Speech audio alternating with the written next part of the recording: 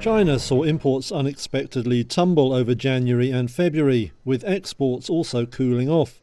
Inbound shipments dropped 8.4% when they had been expected to rise. Exports grew at less than half the forecast rate. The disappointing figures come as a trade war heats up. Since taking office, US President Donald Trump has imposed an extra 10% tariff on Chinese goods. We're going to do very well against China and against everybody else. And then doubled it for a cumulative 20% in new levies. Now, the drop-off in export growth may be related to shippers rushing out goods in previous weeks to get ahead of the curbs. As for imports, experts say it may show that Beijing is scaling back purchases of key commodities. Numbers were down for grains, iron ore and crude oil. One economist told Reuters that China probably imported too much of such goods last year and now needs to scale back. Looking ahead, the question is how much effect US tariffs will have, and whether yet more are on the way. Speaking Friday, Chinese Foreign Minister Wang Yi said Beijing would respond firmly to any new moves. He said unwarranted tariffs were not befitting of a major power.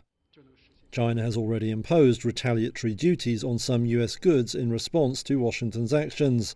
Looking inwards, it has also vowed steps to boost domestic consumption, which the country's premier this week called weak and insufficient.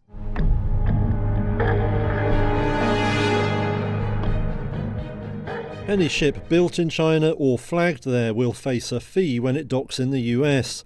That is according to a draft executive order seen by Reuters on Thursday.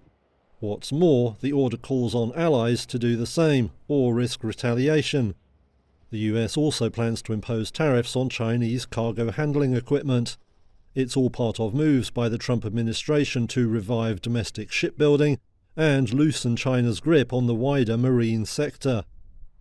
The order says the national security of the US is endangered by China's unfair trade practices in the maritime, logistics and shipbuilding sectors. Reuters had first reported that such plans were in the pipeline a day earlier, based on a fact sheet attached to the order. The US Trade Representative's office last month proposed fees of up to $1.5 million for Chinese-built ships entering American ports.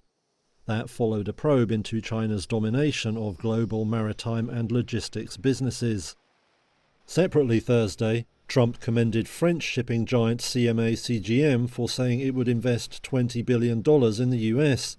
The company says it will expand existing container ports and create 10,000 jobs.